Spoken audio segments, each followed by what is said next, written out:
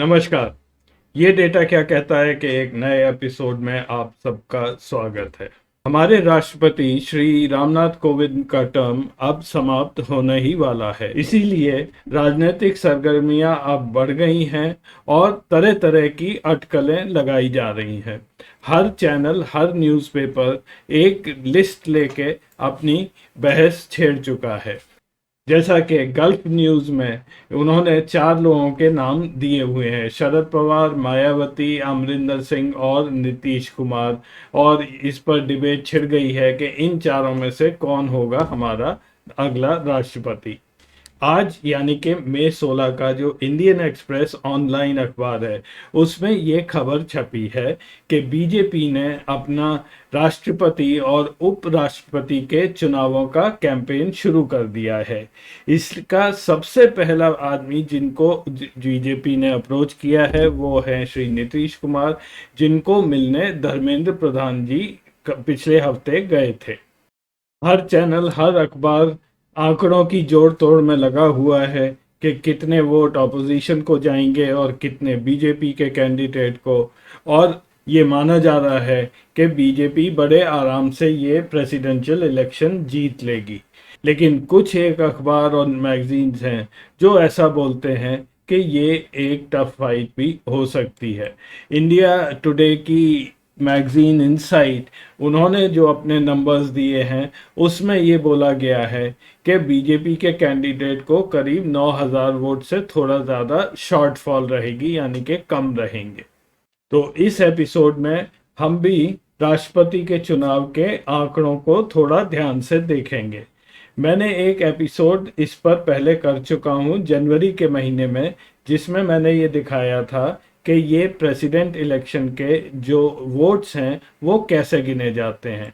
अगर आपको वो एपिसोड देखना है तो वो पब्लिक इंडिया पर एपिसोड नंबर 32 जनवरी के महीने में वो वहाँ पर अवेलेबल है।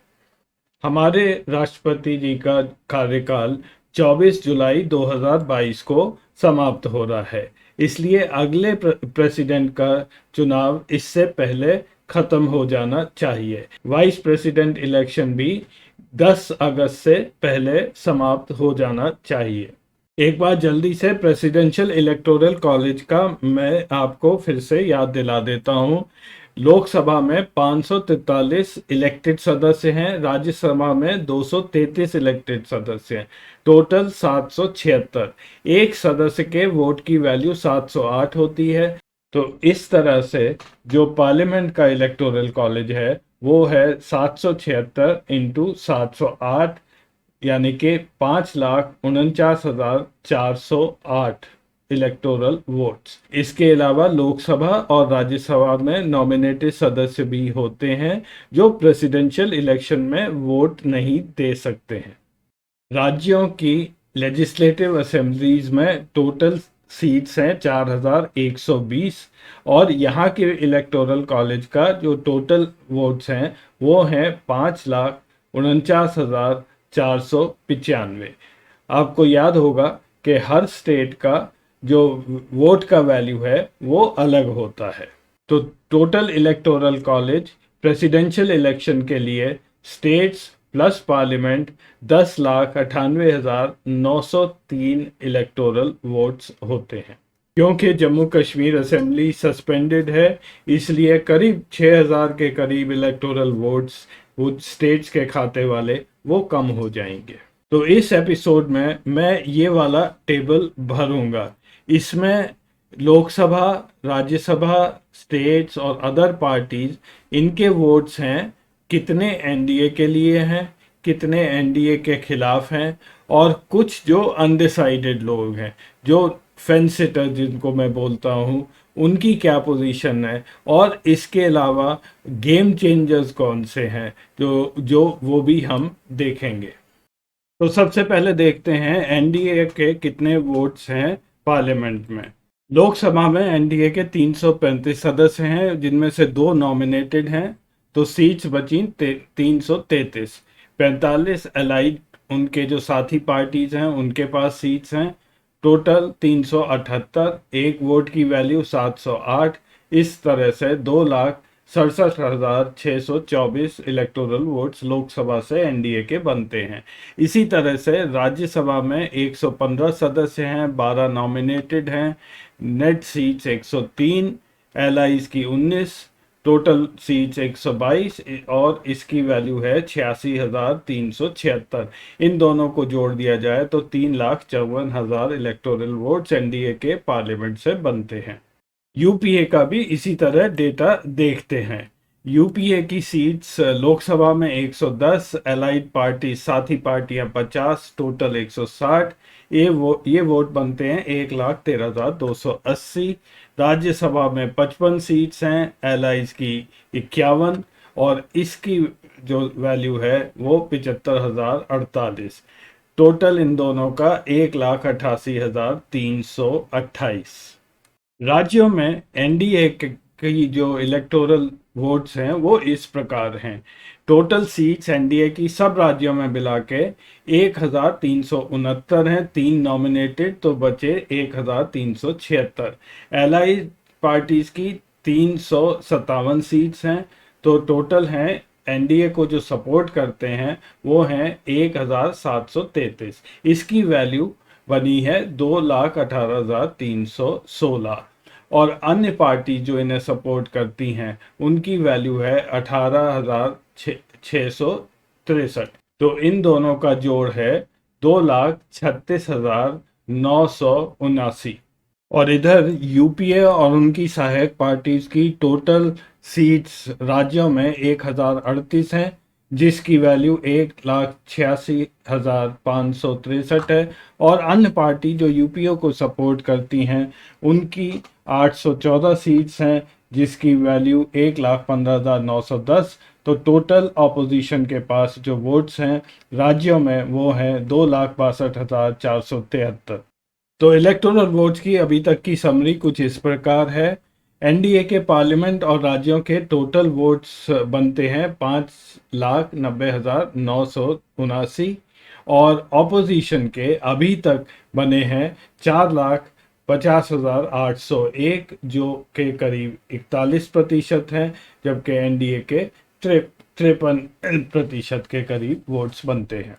इन दोनों का वोट डिफरेंस 1,40,000 के ऊपर है और अभी हमें फैन सिटर पार्टीज और निर्दलीय भी इसमें जोड़ने हैं। और अगर आपने ये टेबल ध्यान से नहीं देखा है तो आगे बढ़ने से पहले मैं एक चीज़ हाईलाइट करना चाहता हूँ। यहाँ पे एनडीए का राज्यों में वोट शेयर 2,36,989 है और ऑपोजिशन का 2,62,473 है। यानी कि ऑपोजिशन के पास ज़्यादा इलेक्टोरल वोट्स हैं राज्यों में बजाय के एनडीए के। अब ये डेटा थोड़ा सा चौंका देने वाला है। ये ऐसा क्यों है? इस टेबल को आप ध्यान से देखिए। ये टेबल मैंने बनाया है इलेक्टोरल वोट्स के बेसिस पर, किस राज्य में सबसे ज़्यादा प्रेसिडेंशियल इलेक्टोरल वोट्स हैं। तो वो है उत्तर प्रदेश, जहाँ पे 83,000 के करीब इलेक्टोरल वोट्स हैं और ये डिसेंडिंग ऑर्डर में है। सबसे अंत में हरियाणा 10,000 के ऊपर है। इसके बाद जितने भी राज्य हैं वहाँ पे 10,000 से कम इलेक्टोरल वोट्स हैं, इसलिए मैं ये 18 राज्यों की लिस्ट ही दिखा रहा हूँ। अब इन 18 राज्यों में बीजेपी केवल 6 राज्यों में अपने बलबूते पर सरकार चला रही है। बाकी अन्य राज्यों में ज़्यादातर ऑपोजिशन के पास है, सरकार ऑपोजिशन के पास है और या फिर उनके सहयोगी पार्टी वहाँ की सरकार चला रहे हैं।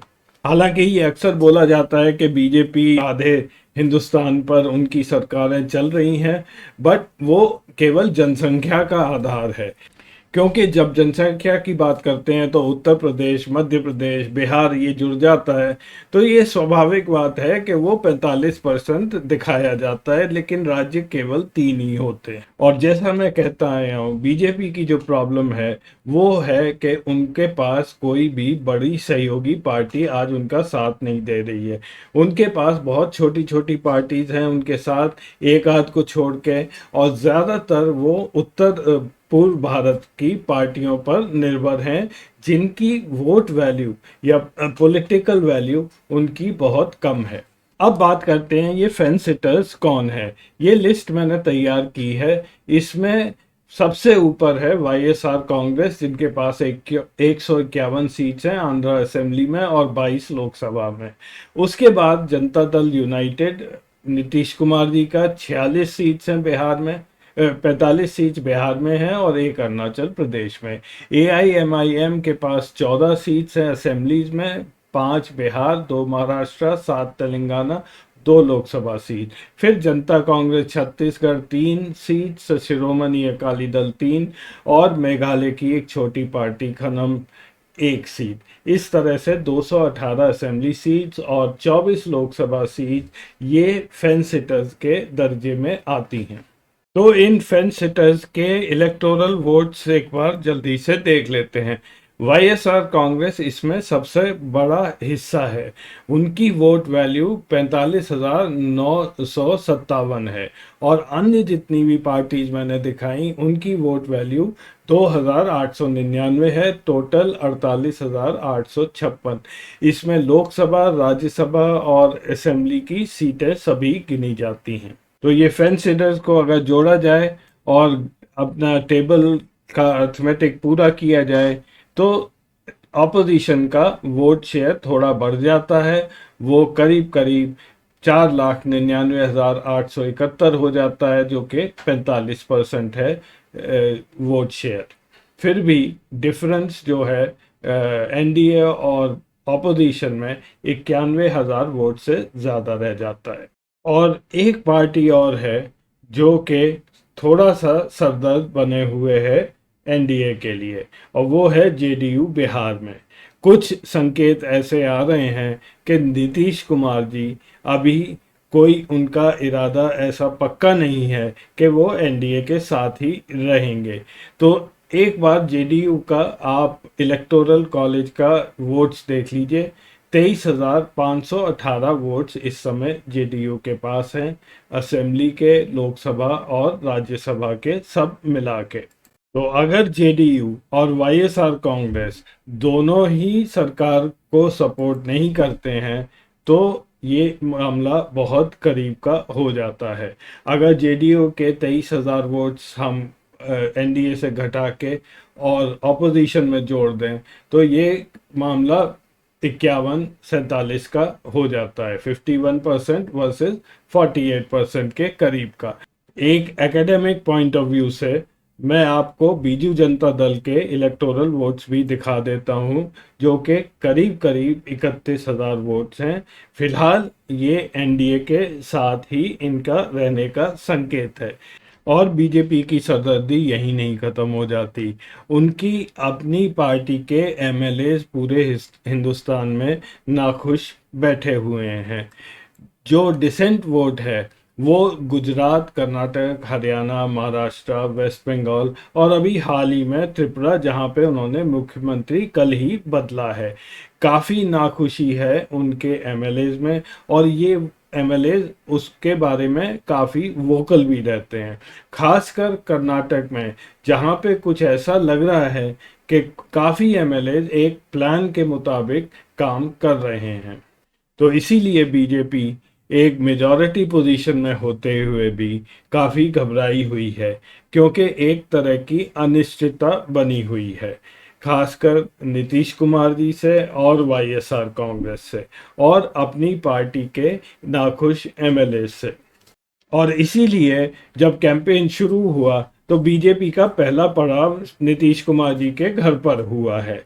अगला पड़ाव ज़रूर ही वाईएसआर जगन मोहन रेड्डी के घर पर होगा। साथ में प्रेसिडेंशियल कैंडिडेट कौन होगा ये भी बीजेपी डिसाइड करेगी।